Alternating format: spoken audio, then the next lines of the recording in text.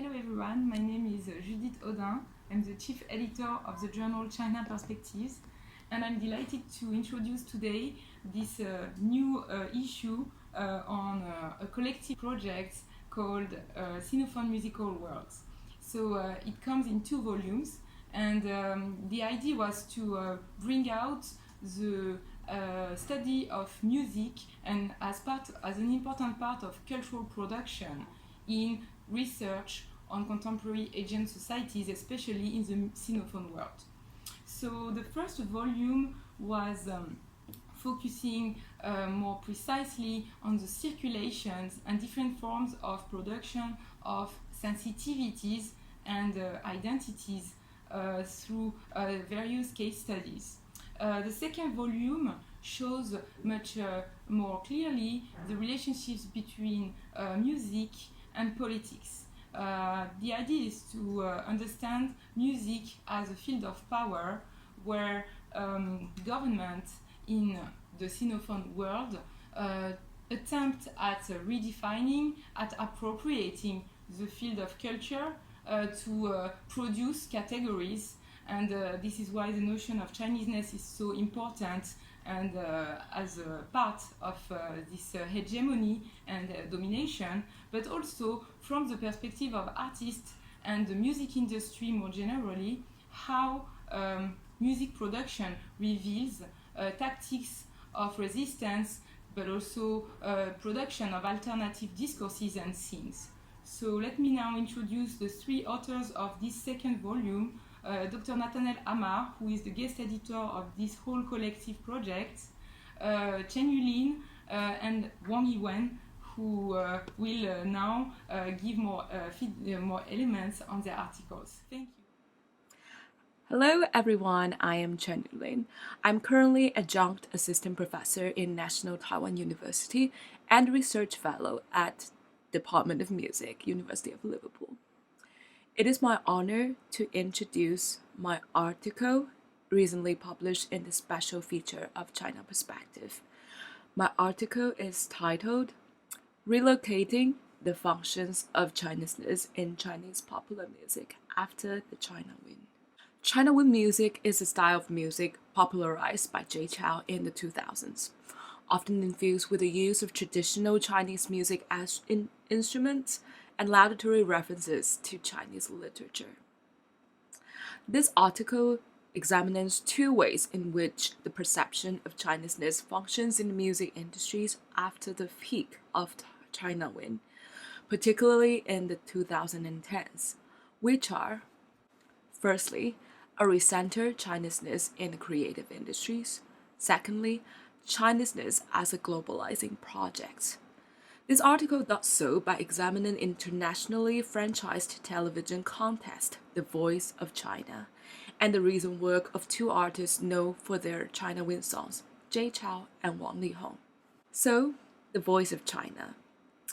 Representations of Chinese national identity in The Voice of China were generated by practices influenced by complex factors, including the pursuit of maximum profits, state, self and corporate censorship, and the producer's professional practices highlighted by the director's experiences of listen to direction and advice, 听取指导建议 from their managers, as well as their everyday task of socializing the participants into their roles as Chinese singers.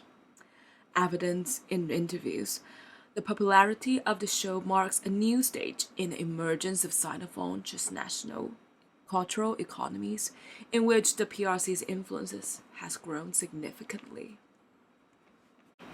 Secondly, Chineseness as a globalizing project. The analysis of the latest work by Jay Chou and Wang Lihong exemplify the creative and commercial strategies employed to tackle Chineseness in the form of participating and collaborating with the global market. Those of their work that still carries tradition of China Win music are often composed for a song to propel a film's narratives. There have been wider academic discussions regarding how a particular Chinese identity is constructed and presented in popular music. But organizational practices connected to the production of music are often neglected. Although China with music may be a fad that comes and goes, it is evident in the case presented in this article. Chineseness in popular music also has an afterlife.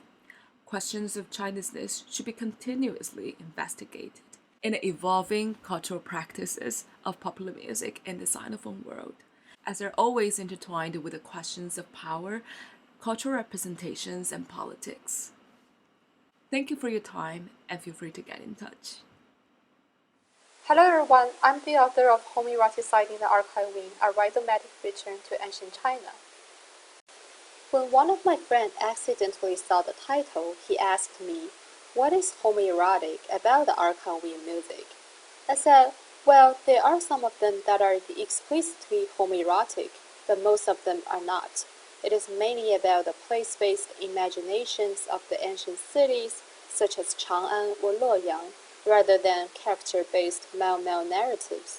That's why it is called archiving, that is the returning to the ancient China. Sometimes the cities are personified as female beauties, and the narrator is represented by a sojourner searching for that beauty, but the identities of the narrator and the beauties are pretty vague. Most of the times they are represented by the empty pronouns, such as I, you, he, she, who, without being specified as certain historical figures or fictional characters.